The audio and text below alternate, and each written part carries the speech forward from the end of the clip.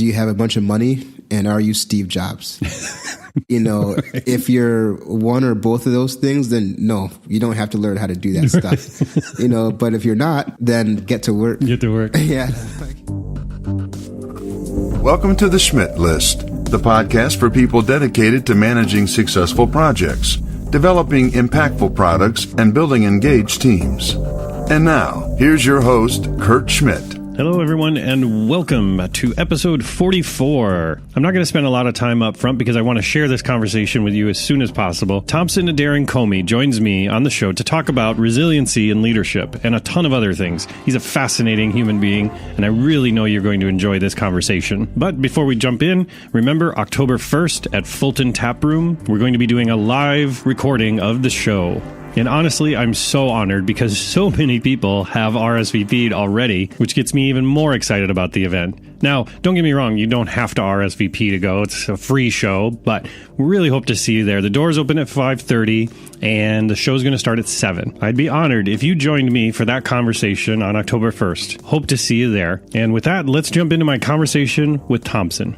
All right, Thompson, thanks for joining me today. I really appreciate you taking the time to come down. Yeah, no problem. So, tell me a little bit about how you got started in technology. How were you like as a young boy running around saying, I can't wait to like make healthcare apps and and services to support healthcare and all these things. I mean, you've been a startup founder. You founded a number of different companies. You're currently doing nice healthcare, right? So how did it all start for you? Like, what was your first inspiration? I'm not the typical story, or maybe I am, in that I was not into technology as a child or in high school or in college. I was more into reading sci-fi fantasy books and watching those movies. So maybe from that angle, sure. I was into technology. But when it comes to technology and the way we're talking about it today, I would say it's really started to happen when I was working at my parents' company. And there was this crazy process that I was in charge of that required like 4 different people and, hundreds of pieces of paper, every week. And it took multiple days to complete, and dozens of hours. And so I convinced the company to buy a Scantron machine. Whoa. Yeah, like a Scantron machine. So I convinced them to buy a Scantron machine. How much was that? It was probably like $2,000. Yeah. So it was a pretty big investment, for something that was working just fine, for years and years. But I was like, we can't keep doing this. So got the Scantron machine, got the, the little bubble paper with the form and the bubbles. And so I wrote code. I followed instructions and I could figure out how to write the code to write my own Scantron program. And then I created a bunch of Excel macros, so I could pass the data back and forth and manipulate it in certain ways. That was my first time writing Excel macros in MS VBA. And it worked. And it turned this process to something that you could do with a couple clicks of a button. And only one person or two had to be involved. It only took a couple minutes. And so that's kind of, I've never thought about that as the event that kind of maybe kickstarted my interest in technology, especially applied to process improvement. Yeah. I've heard that from other founders where it's not necessarily they've grown up in this really tech world or understood it. They just ran into a seemingly ridiculous problem and we're like, I just know there's a better way. I know there's a way to solve this. They could have the vision where other people were just kind of like, had their heads down and moving forward, right? Exactly. So did that experience then make you want to expand on that? What was the next thing from even just that? I mean, did you keep improving on that software? Yeah, that definitely, then I started going crazy, like building stuff and learning what I could build. Okay. Because you saw the big success from that, right? I bet that was a real charge, right? It was a big charge. Yeah. I built multiple other applications within that same company.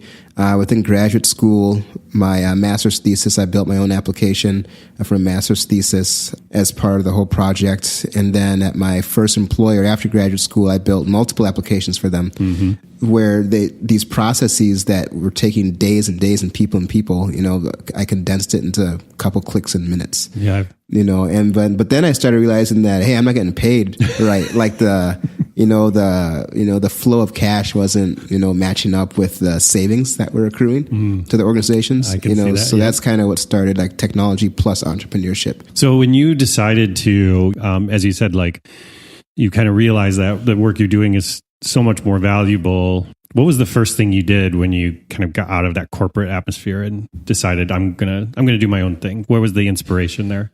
I'll say my first attempt at it is I didn't leave my job, but I started a business, and it was called Adder Group, and the tagline was maximizing your existing resources. And what I wanted to do was I wanted to just go into companies and say, hey, give me your most annoying problems that take hours and paper and people, and I'll turn it into clicks in seconds. Like that's what I wanted to do. Yeah. And I got a couple clients, and I built some simple applications for them that saved them a bunch of time. They loved it. People loved it when that happens. Yeah. But at the time, so this is, what's the time period here? We're talking like 2004. That timeline. Yeah. People just didn't get it. Was really new then, yeah. Yeah. The idea of it. Like process improvement, technology. Oh, you can get rid of paper and make all these things happen. Like people just wanted their paper. Oh, I still experience it today in 2018. People are like, what? I don't know. I mean, we've always done it this way. We've always done it this way. Right. So that never took off. It was always just a side gig. Yeah. And never really went anywhere. Let's fast forward a little bit. I saw you speak at Enterprise Rising, and I love the story you told about how you bootstrapped and got Relate off the ground.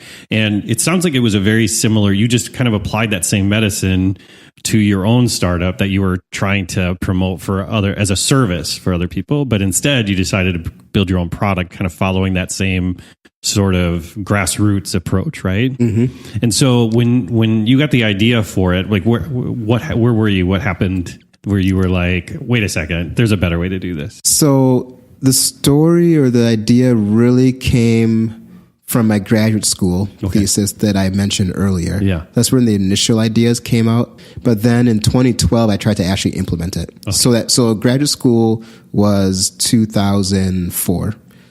So 2012 was when I actually tried to implement it. So pretty big gap. Yeah. But part of the problem is that the technology didn't exist, because I was working on what everybody calls machine learning, back then. Yeah. So there wasn't just like things off the shelf that you could just use to implement such a thing. Yeah. There were no such things as chatbots, at the time. There was email and text message. So 2012, I tried to implement it and I couldn't do it because there's no technology to help me do it, where I could just spend a couple $100s and get it off the ground. Right. There's no like existing libraries sitting out there you can just pull off the shelf, right? No, there's no Google Voice, so I mean, there's none of that. So in 2016, there was technology that I could use, so I came back to the idea and was able to cobble something together with a combination of Twilio. Well, no, even in the beginning, we didn't even use Twilio. Oh, okay. We just use Google Voice, and Google Spreadsheets and scripts, to manage that entire process. And Squarespace for the website, things of that nature. And then we just started adding things. So my co-founder, my last company, added Twilio to the process, and he built a couple more scripts for me. And we just kept on hacking on it in that format before we started building our own application. So tell me a little bit about what was the problem you were solving for folks with that application? Yes. So for Relate, the problem was I knew that most relationships, romantic relationships between two individuals, they could be better. The majority of them aren't bad. They're not failing, but they're just like, your physical health. Like you probably add a little muscle, lose a little weight, Sure. that kind of stuff to get to the next level. And so you're not going to go to a therapist, and, you're not going to talk to your friends about, hey, how can I get my marriage, from a 7 to an 8, Sure. On a 10-point scale. And so that was a problem I was trying to solve, how to discreetly and conveniently and effectively help people just be more present in their relationship. And connect better. Mm-hmm. With that, the site was a place where you basically offered sort of digital consulting but it promised that it was kind of automated, right? But it wasn't really automated in the beginning, right? It wasn't really automated in the beginning. So it said that there were no humans involved. There were no humans involved to the extent that we were not we were not reacting directly to your messages back. Like we were following our templates, behind the scenes, so from that perspective, it was automated. Yeah. Air quotes. Air quotes. Yeah. You can't see that. Air quotes automated before we got to like true, automation. Right. So I mean, in the beginning, I was literally like every night I was sitting next to my wife, like sending out the responses, to the messages that were coming in via SMS. I already had them I already had them pre-written. Yeah. I just had to match them up with the right user and where they were in the application and all this kind of stuff. Manually send them. Right. Manually send the message through Google Voice. And see, what I love about that is because you could have spent a lot more time and a lot more money, a lot more effort, wasted a lot of other people's time getting it right to the automation phase first before figuring out, did people actually want to use this service? Yes. Right? Because I see that happen all the time where people move way further down the line than they need to besides proving it out ahead of time. And was that deliberate, or was it more like, this is just going to take me longer to get to that point? I mean, did you want it to be like fully automated right off the bat, or were you really attempting to try to prove out the idea from the beginning? It was very deliberate. Okay. I mean, I had hypotheses that I wrote down, and was trying to prove. I built expansive reporting dashboards to measure and test all the hypotheses that I had, before we would start building more. I should say the only criteria to move off of that platform was that it couldn't handle any more users. Yeah, couldn't scale. And so we started reaching that point, where we couldn't let the Google Sheets, get any bigger. We already maxed out the columns, and we were starting to get pretty far down to the rows. So I can imagine we had to move on. That's great. And so this was a subscription service, right? It was a subscription. It was free.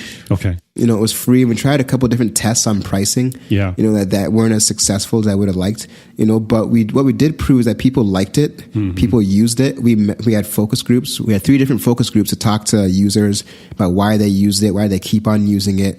And for me, I tried to tell other founders what I was doing it wasn't something that I couldn't rush it. Like I needed to see what would happen when someone used this for 6 months. Yeah. Or 9 months. Like what percentage of people will use it for 9 months? And then what's their experience? Do they see changes in their relationship? Do they think it's effective? It's not something that you can just roll out, have 1,000 people sign up and be like, oh, great, it works. Yeah. It's not plug and play. It's not plug and play. Some things, all you need to do is get the sign up and that's enough for the business, if that's your business model. But for this, the business model is more about retention and use. Yeah. So I wanted to know how often were they going to use it? Because I want to have an understanding of what those Twilio fees are going to be like, for your average user. Right. But yeah, people use it for a long time, and there's still people using it. I mean, right now there's people that signed up way back then.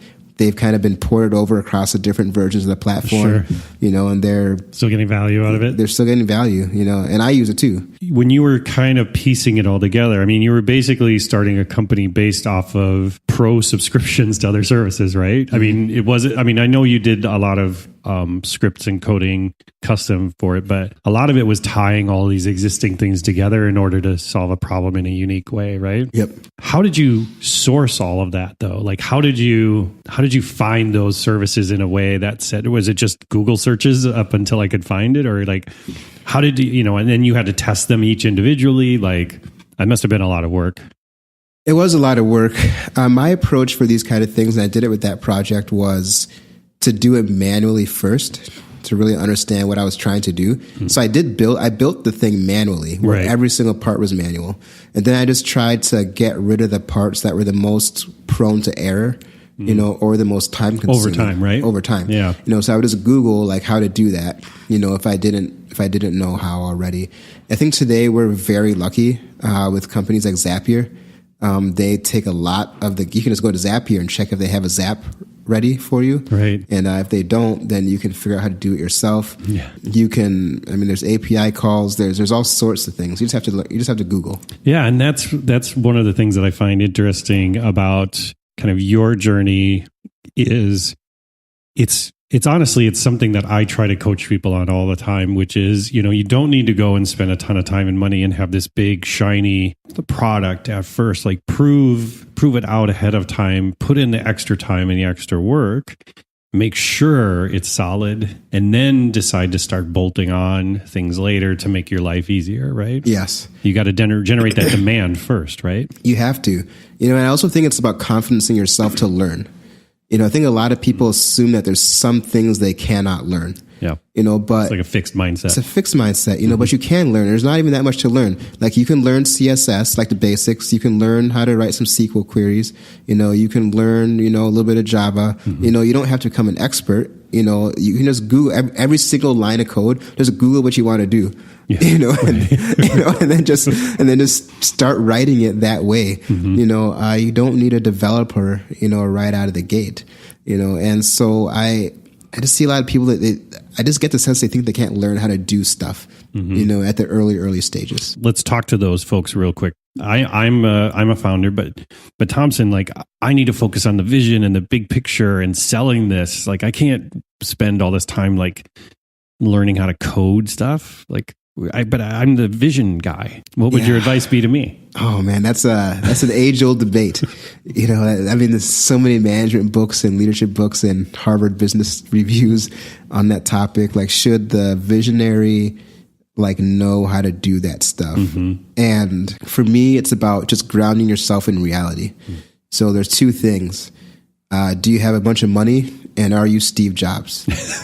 Right. If you're one or both of those things, then no, you don't have to learn how to do that stuff. But if you're not, then get to work. Get to work. Yeah. And there's no easy button is what you're telling me, Thompson? There's no easy button unless you happen to have one of those two things in your back pocket. That would be my answer. Yeah. You got to be Steve Jobs and probably also have a lot of money. Yeah. In order to just strap it all together and make a rocket ship overnight, right? Make a rocket ship, yeah. The important thing that I find with that is honestly, like becoming that leader, I think a lot of it comes from having good mentors and surrounding yourself with good leaders and things in order to really grow. And so I've heard you talk a lot about how important mentorship has been to you over the years, and you've had lots of mentors and you still do. How did you go about that? Were you just, when you first started your companies, were you just like, I'm going to go to meetups and meet the people? Or did you email people? Did you blind message them on LinkedIn and say, meet with me and teach me things? Like, how did you go about building your mentorship network? The first thing I'll say is, don't be fooled. I'm a very strong introvert, not like in the, I'm an introvert, proud kind of way. Like, I actually don't want to be talking to you right now. Right. Like that kind of introvert. You've literally forced yourself into this room. Yeah. Like I've forced myself, or someone forced me, to do it. And so I don't enjoy going to meetups and groups and things of that nature, but I do understand their value when they're done correctly. And so when I got started, I would say it started off when I got my first job, after graduate school. I just made it a habit of it was at UHG, one of their companies, huge building in Eden Prairie. And I would just get there early and I would walk around and talk to people that were not in my department and just talk to them about what they were doing, who they were, what they liked, what their life was like, because I knew early on in my career that making personal connections was the best thing to do for networking, and that doing that in a way where you're not trying to get something. So I wasn't trying to get anything. I genuinely wanted to know what they were working on, and that led to some great things, and so that was like how I got started when I was in corporate. And I would just encourage anybody in corporate to do that, like to walk around, go to areas, go to the call center first, actually, and then other areas, and just talk to people, and learn about them personally and their life and what they're doing without any expectation of anything, because networking is a long-term game. Yeah. Very long. And we're talking years, not months. Right. But when it comes to like formal networking outside of work, it started when I went back to graduate school. So I went to business school to get my MBA, and we can talk about whether or not you should get MBAs later. So I got my MBA at Carlson. Great experience, great school, loved it. I'm still a huge supporter of them. I asked for the alumni database, and before school started, before my class started, I just emailed all the alumni that kind of matched the criteria of who I wanted to meet with, and they just reached out to me. So one thing I learned is that when you're a student, you can meet anybody.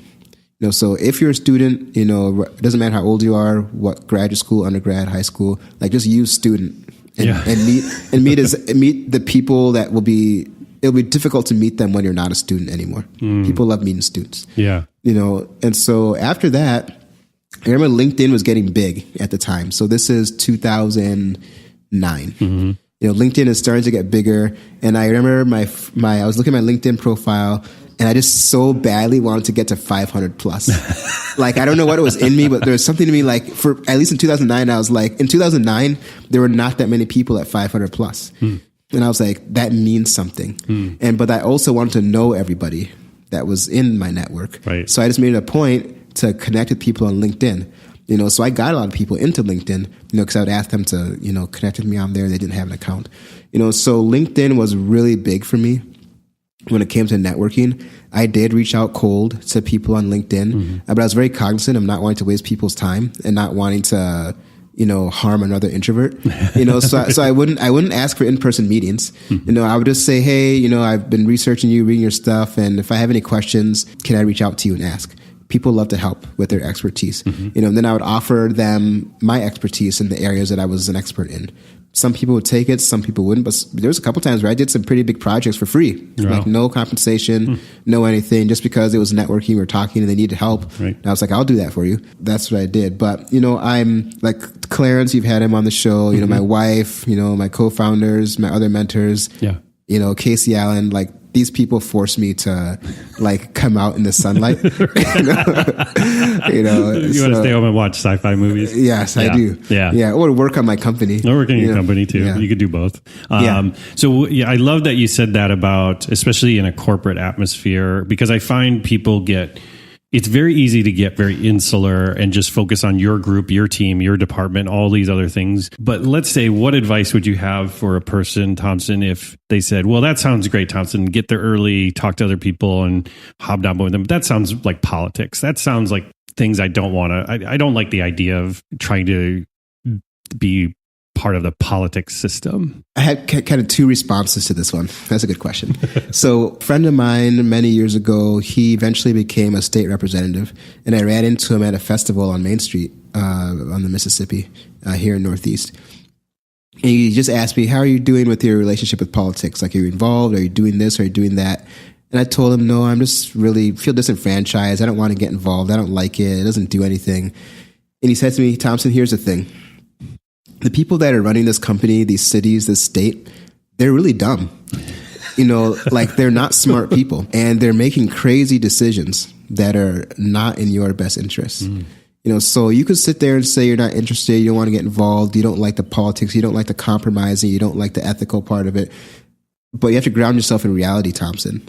These people are doing things that will change your life and your children's life, and so on and so forth. You can let that happen due to their incompetence or their greed, or you can get involved, like plain and simple. And he said, and that has stuck with me for the last 10 years. Yeah. It's been 10 years about now since he said that to me. And so I'm the same way. I don't like politics, whether it's corporate or government. But it's here, like it exists. I don't like vegetables. But they're here. They're here, and I'm going to eat them, even though they taste like dirt. So we were talking about cauliflower before, before we got on here today. Not a fan, but you're going to eat it. I'm going to eat it, and I'll make the best of it. Put the seedings on there. So that's my response to politics. Like, it's here, and if you don't do something about it, it's going to do something to you. Yeah, just like life. No, I think that's really powerful that way you put that, and I think again, it's the people that get into the politics for the right reasons, I think, is also impactful, right? Because that's probably, even if you have an aversion to that idea, if you just are more of a negative person, you can't help but spin networking into something worse, like ass kissing or politics or things like that. Like, you've got to understand that there's a lot of power in being able to assert your influence in a positive way across an organization or across a government or within government, right? I love that you said that. Like, if it's not you, it's going to be somebody else who might not have your best interest in mind, right? Correct. And I think that works in like you had mentioned in a company as well. If this person in marketing is making these decisions about the way our product's going to be marketed or things like that, and I'm not building a relationship with that person and understanding what their challenges are, how they're incentivized, or how they're getting their work done, it's going to impact my role at some point. It is. My other way of describing or looking at it is over the years when I was networking, I made a conscious effort to look in people's eyes and try and think about what they want out of life. Like what would make them smile on their deathbed? Sure. And can I help them get that? Or I would look at them and say, this person needs to feel loved. You know, everybody wants it. We don't talk about it. Yeah, sure. You know, and so as I was talking to them, as I'm networking, as they're sitting there, they're having coffee. I don't drink coffee. You know, so I mean, I'm drinking my bottle of water. Yep. Like I'm staring at them, really trying to love them as another human being. You know, while I'm networking. And if you think about that, you know, if you just kind of set aside some processing power in your brain while you're talking to someone, while you're networking, to just love them as a fellow human being on this earth that we're all just trying to survive and live, you won't do or say anything, you know, that will become nefarious or will be construed as, you know, politics or trying to look out for yourself. And so that's something I've always really made a conscious effort to do. And I'll tell you one time I was meeting with someone, I swear the person I was talking to knew what I was doing, you know, like in a good way. Okay. Sure.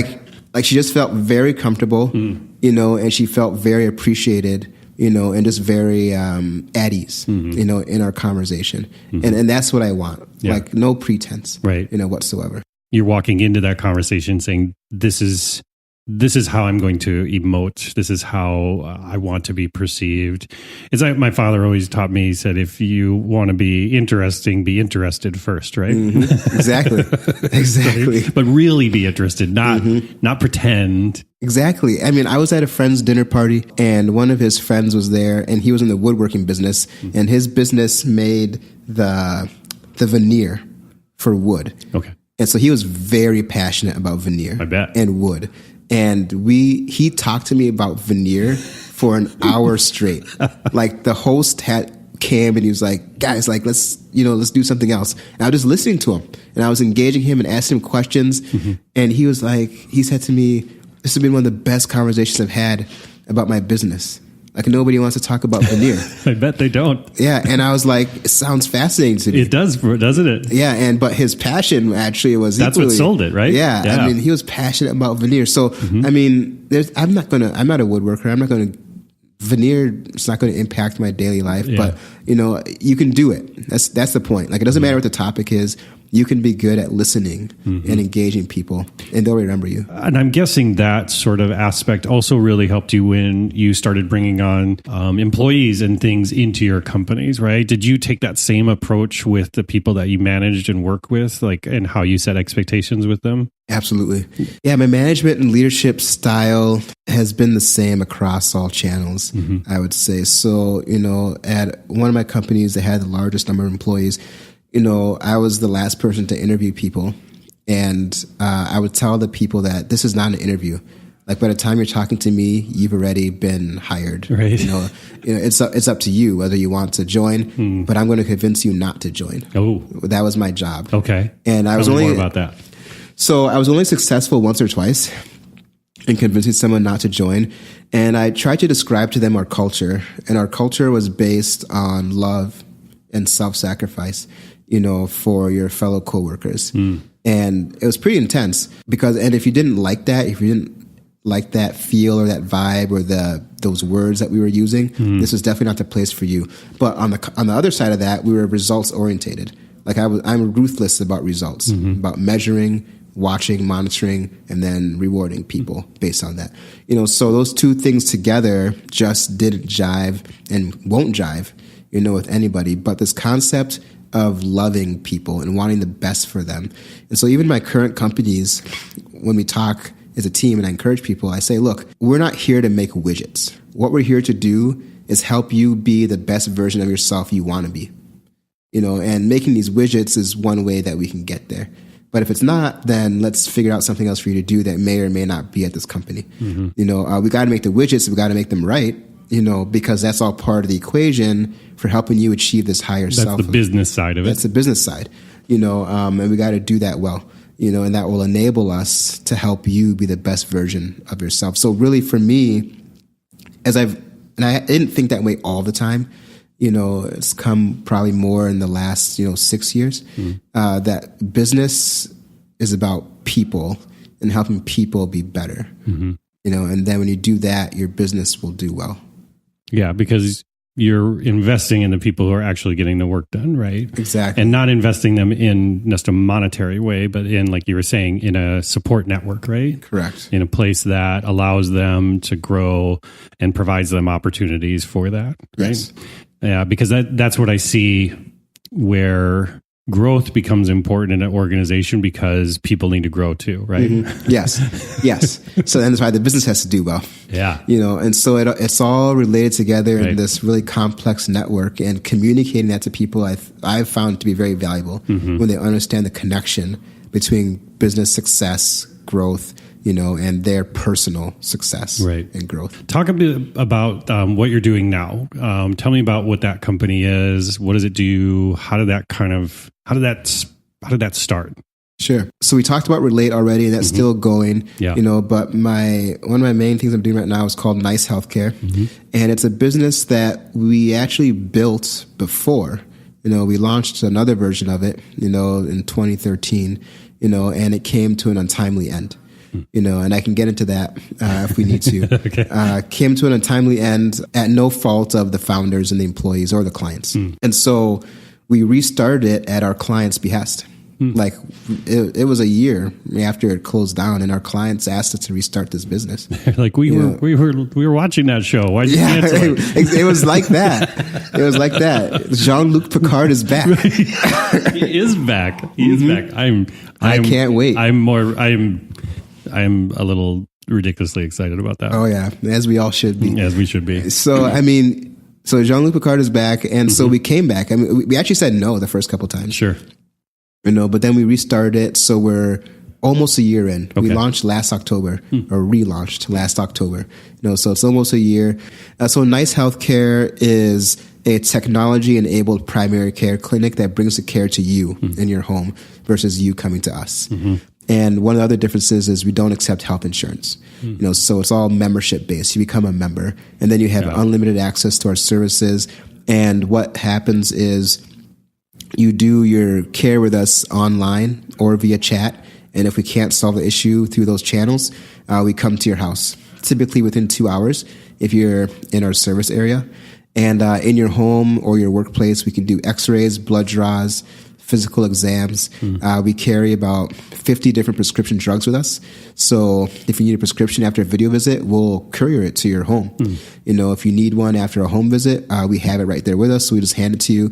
No additional charges. There's no additional charges ever, you know, for a client when you buy our core service. Sometimes people buy things outside of our membership because we can get it cheaper for them. But our core service is just a flat monthly fee. That's very affordable. What's your kind of dream for where this goes? It sounds like this is kind of replacing the traditional brick and mortar clinic, right? And it's to make it a bit more to fit within your life. You know, how I don't have to drive to Blockbuster anymore to get a DVD, right? Exactly.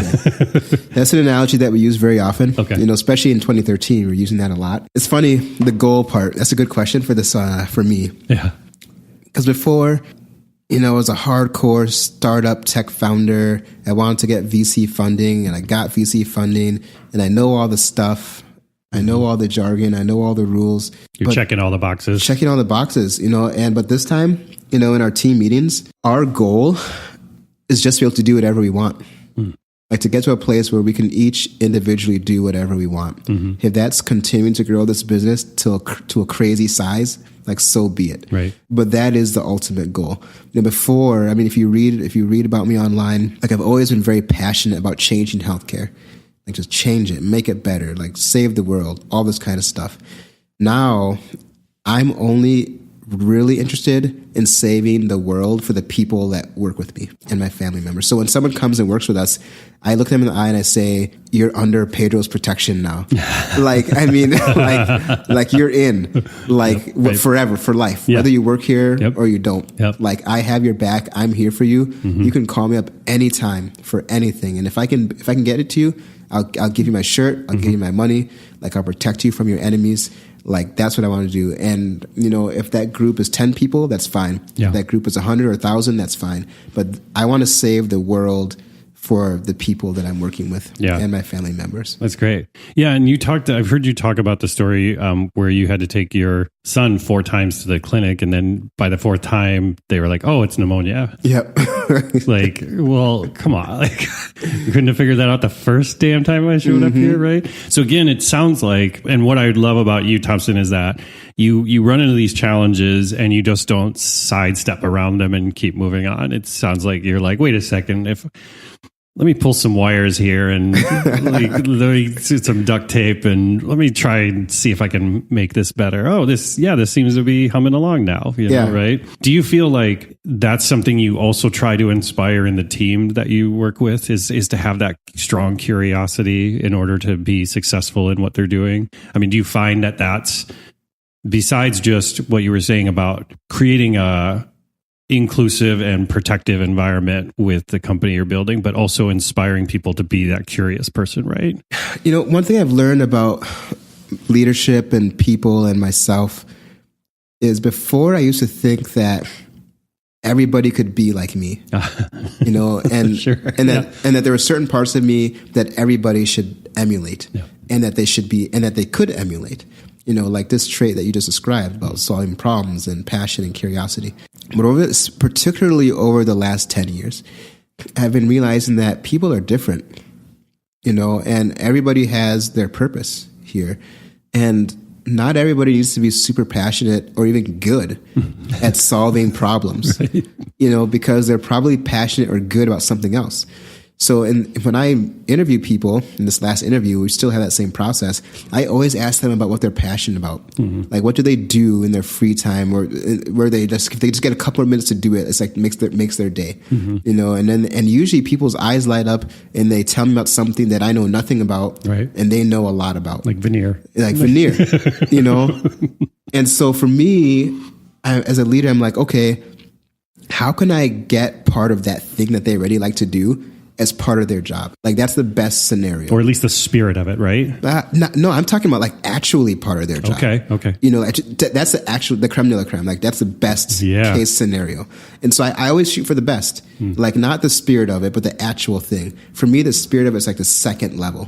Okay, if I can't get that, what's the spirit of that thing? Yeah. And or then at third level is, okay, how can I connect their job to them in such a way where they see how their job makes it possible for them to do more or better, of this thing that they're passionate about. Got it. So it's kind of this 3-step kind of view that I have. But I always start with the first one. Can I actually make it part of their job? Then I think people are happy working. Because for me, I just want people to be happy while they're working. Yeah. Not to necessarily like every part of their job. That's not possible. But to be happy, that they have this particular job and to not want another job. That's the ultimate test.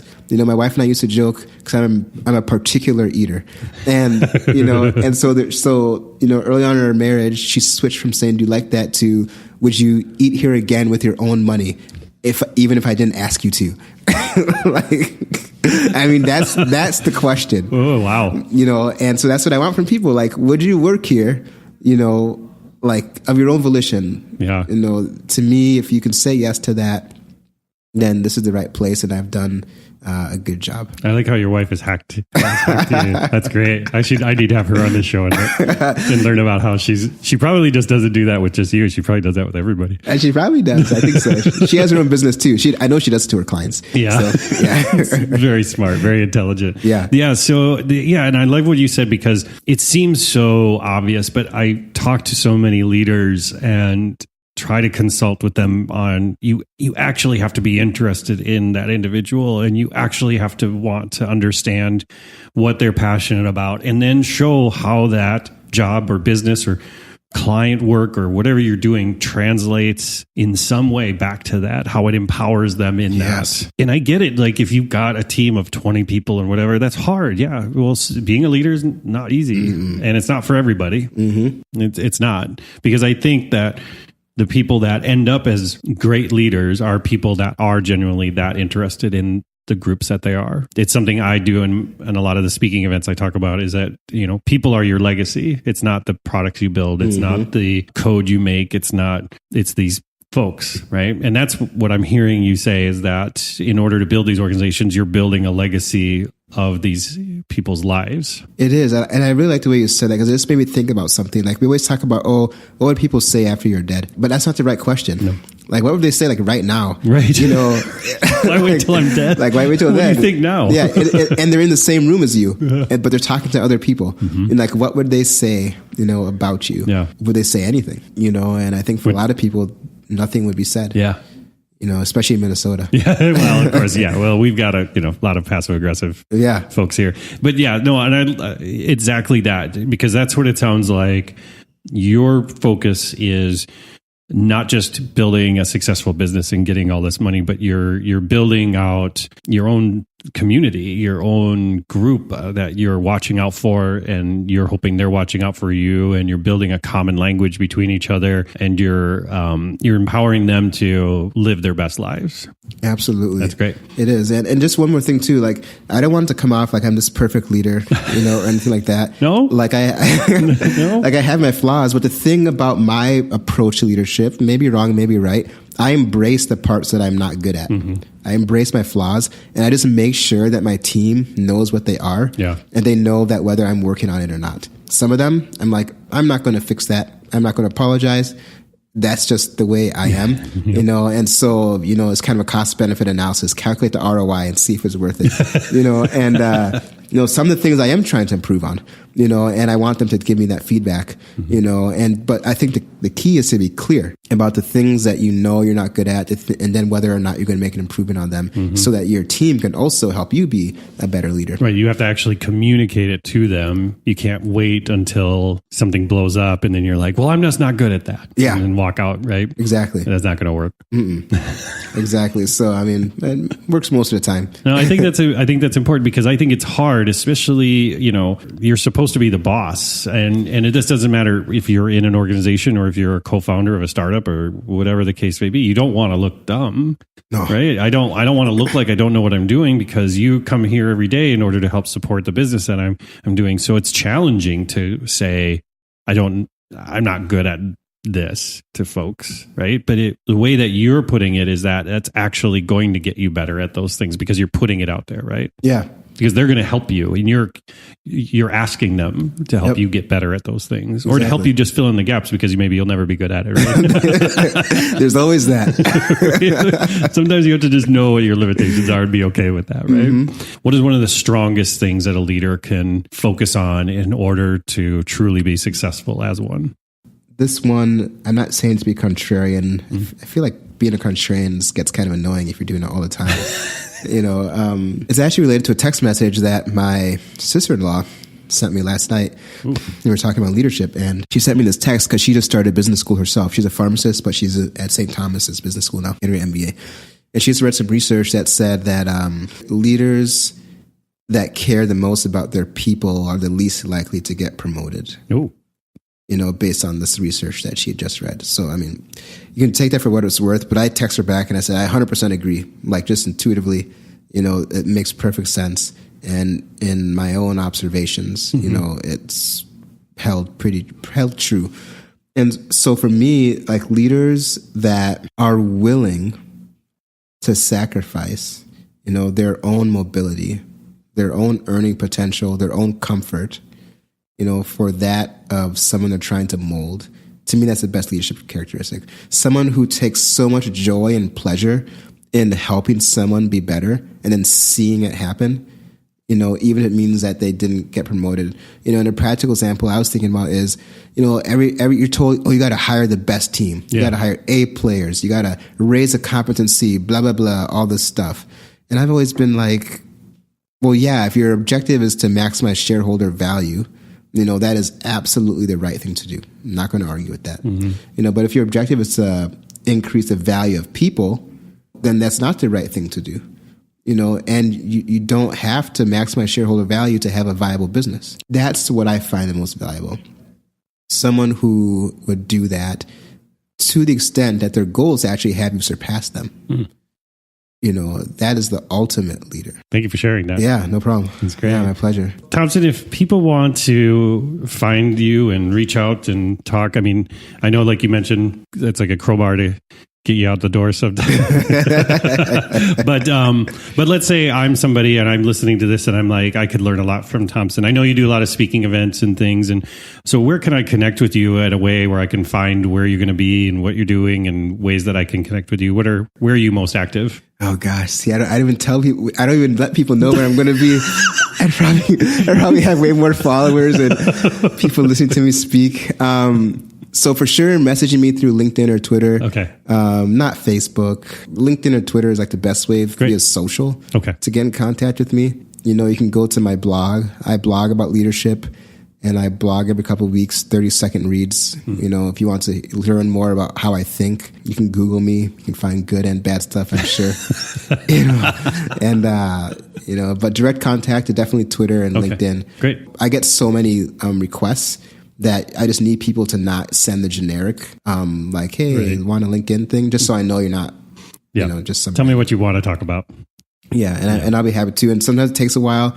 You know, some people know about my practice of meeting Jubilee, where I just do a month of no meetings. You know, and so that's great. Sometimes I'm just like, hey, we can meet in 6 weeks, and I'm not going up north. I'm just at home. You come to me. Yeah, totally understand that. I get messages all the time, and it's like, let's grab coffee, and it's like, about what? Like, be specific. It's helpful. Right? Yeah, it is helpful because it might be someone better, right, to meet with. Yeah, that I can direct you to. And so everybody listening, Thompson said, a good hack is just tell him you're a student, and then he'll meet with you. I know, I'm a sucker for that. I am. I can't resist. That's cool. Oh, shoot. All right, Thompson. Well, thanks for joining me today. I learned so much. I really appreciate you taking the time and coming out and chatting. Yeah, no problem. It's my pleasure. I'm honored.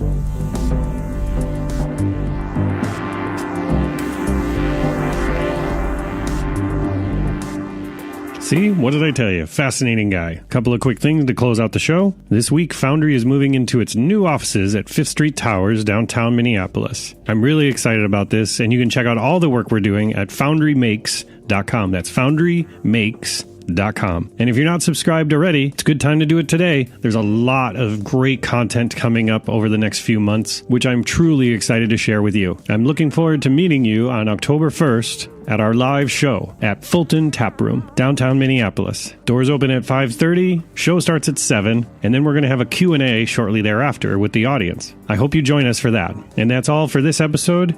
Thank you for listening. I really appreciate it, and I hope you have a fantastic week.